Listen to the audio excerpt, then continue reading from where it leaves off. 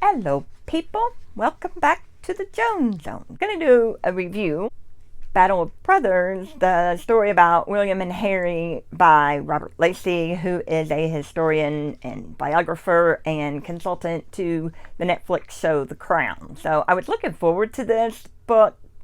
That was a big mistake. Before I tell you why and what a jerk this guy is, let me just remind you. Like the video, subscribe, ring the bell to get notifications of when my next video posts. So, let's dive right in.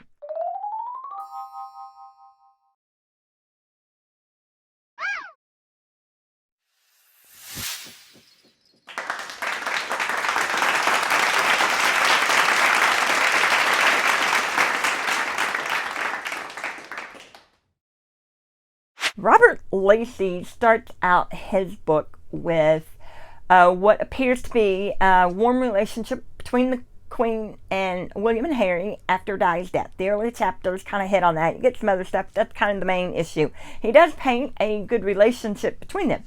From those early chapters to pretty much the last few chapters, it's all backhanded compliments at the Queen or whatever, and a more adequate term for this book, instead of Battle of Brothers, it should have been, war on William and Kate, how a misogynist sees the royal family. I was very disappointed in this book to find out not only is it's not poorly written, but the content is poor. There's a lot of supposition, there's a lot of innuendos, it's all very one-sided. There is no balance. It's all, everything in the entire world is William's fault. I don't know if he's aware of this or not, but apparently everything is his fault, according to Robert Lacey, which it just gets a little weird. The misogynism starts out on the Queen, and he says that if the Queen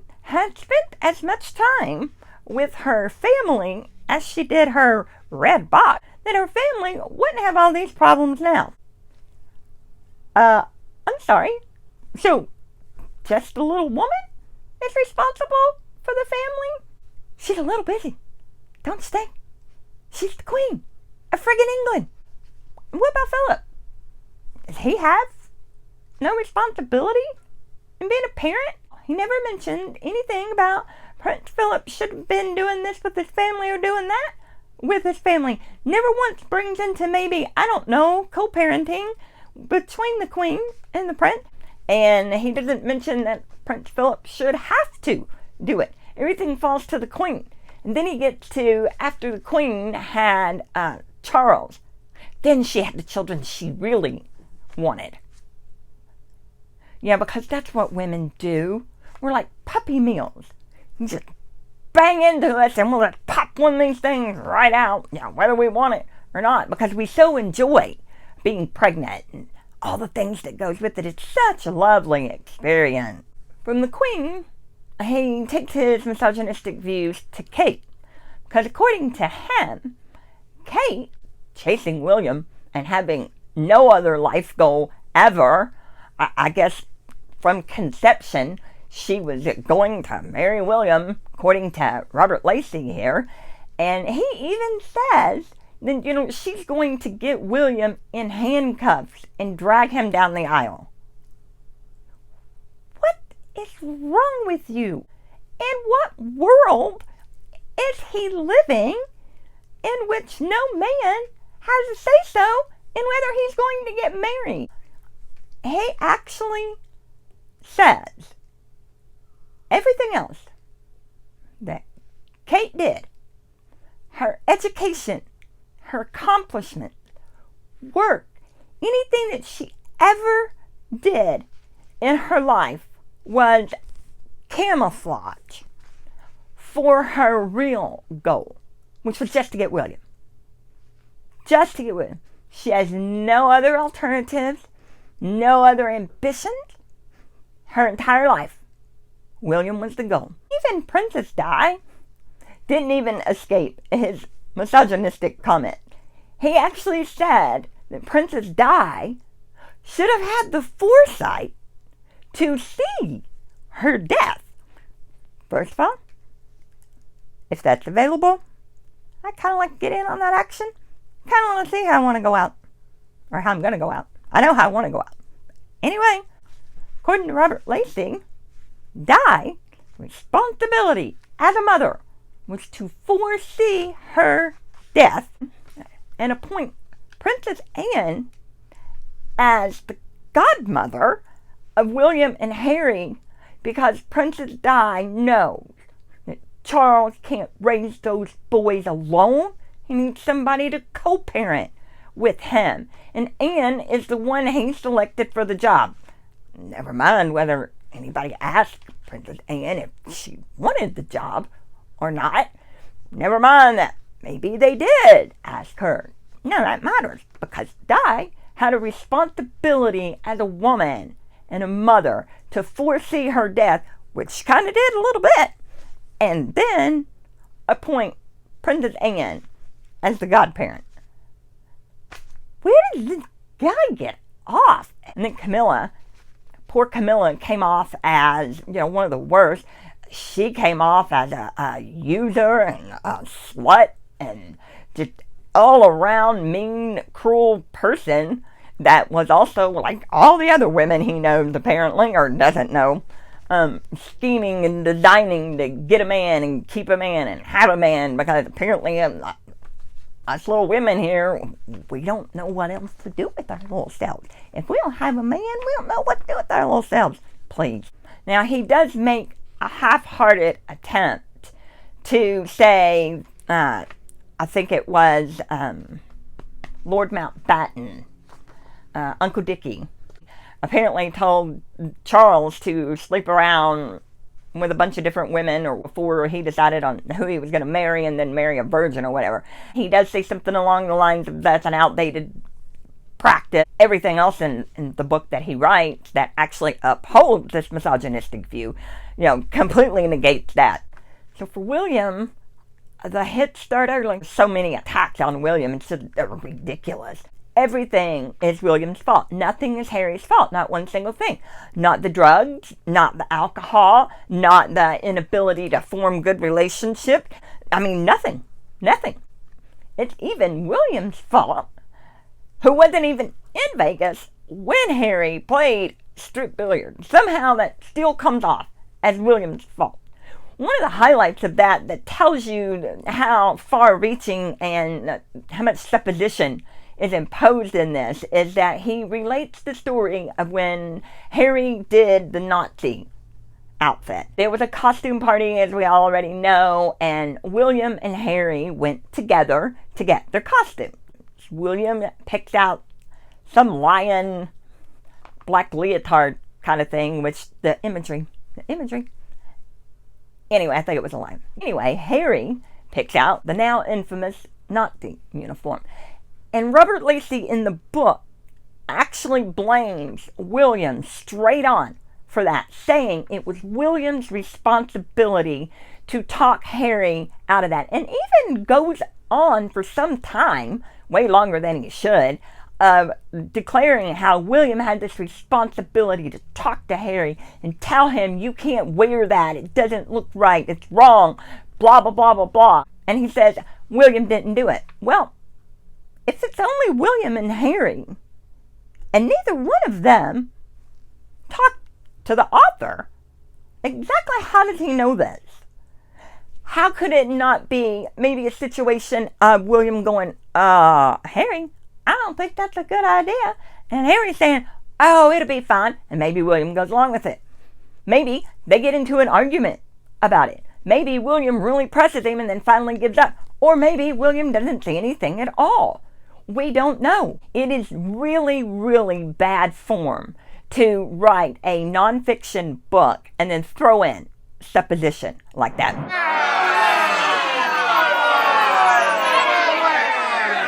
When he finally reaches the Meghan and Harry portion, I mean, he sprinkles a little bit here and there, and you start to tell as the book develops that he's going to be all pro Meghan, which is a little comical because his job on the Crown is to make sure what is represented in that show actually represents the monarch.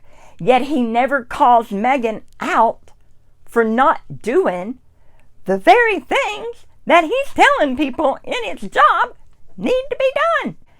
Don't you find that weird? He says, Meghan should have been built as the Diana that death stole. Huh? You want to build a woman, first of all. Back to that whole misogynistic thing. Can't let that go. You want to build a woman to marry a prince. But you want the woman to be built like his mother? Kind of says a little bit about Robert Lacey now, doesn't it? Something weird going on there. I don't know what kind of crazy family tree he's got going on. But I don't want my husband to be built like my dad. And I can assure you, my husband does not want me built like his mother. Weird. Creepy. Yeah, like Joe Biden creepy. Yeah. By this point, it has become comical.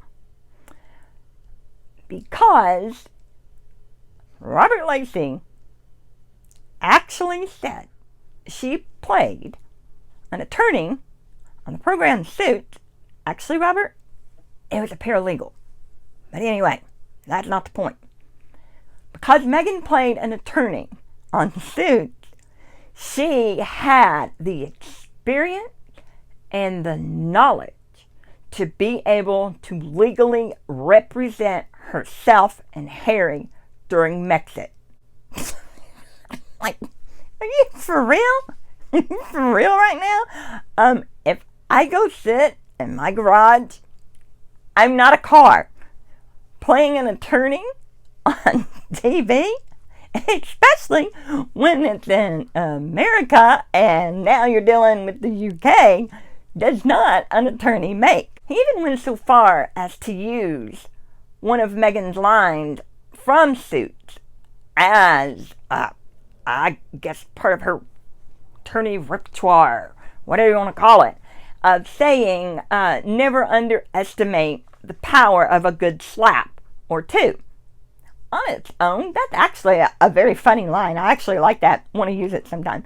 But when you use that line in the context of a grandson going for a showdown, and that was his word that he called it, for Brexit, after everything that you've described in that book, his 94-year-old grandmother, and that's the tone you set for it. Never underestimate the power of a good slap or two. We're referring to the Queen. We're referring to the woman that loved Harry. And he thinks this is appropriate language? At the showdown meeting, he compared the royal family to pizza cheese. Pizza cheese. You know, the pizza cheese that drips as you get a piece? Yes, that's what he said about the royal family. But, I'm like, by this point, I'm like, is there some sort of book out there that Ahmed Scooby and Robert Lacey are referencing to get the most ridiculous lines from? Seriously, I would never write such a drivel as that. And it's sad because Robert Lacey actually does have good writing skills. He actually does. I don't know, he has lost his mind, was drunk when he wrote this or something. I don't know what the deal was. And then he starts spelling to us at one point. Don't know what that's about either. The book takes a very odd turn. It's almost like he ran out of ways to insult or attack the royal family. And there was something that I learned about Meghan out of it. I mean, I learned that Robert Lacey, woo, kicking him back apparently. But also about Meghan, I never heard of this group. But agape love is a Greek term. It's a biblical verse. When translating from Greek, multi-layered. So there's like, we just have love. We just love people. Well, they have various forms of love in the Greek language. And the highest form of that love is the agape love. That's the top love. In the Bible, that is the love that God has for all of us. Well, of course, within the Bible, some crazy loon in Hollywood is, going to go distort it. So that's what happened. They create this little agape international missions or some such nonsense. Megan is a part of that. It's just one of those new age, let's don't offend anybody. Let's tell everybody they're in charge of their own destiny. You can do it. It's all within you. And, God can be whatever you want it to be. You want to be God? Hey, you be God.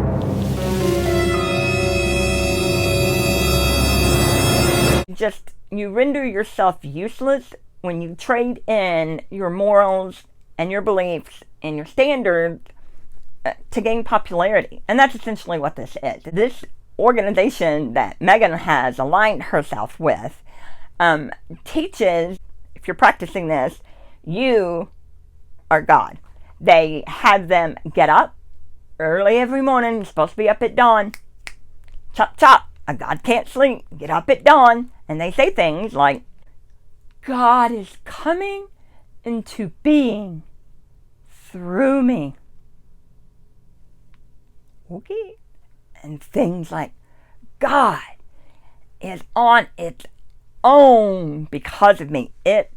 Because of course, silly, God would never be so sexist as to use he or she.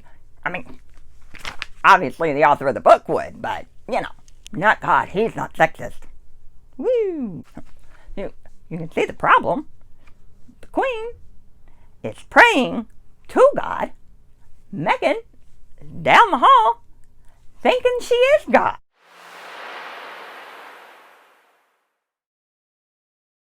Not once does author Robert Lacey blame Harry for anything. Everything is William's fault. I mean, it gets to be exhausting. One thing I did find interesting is that some of the worst things that Harry was raked over in the press for came at the hands of the American press. Not the UK. The UK had an agreement over there not to print certain stories about the boy, to the point of even, the press didn't even tell that Harry was over there in Afghanistan or Iraq, whichever one it was.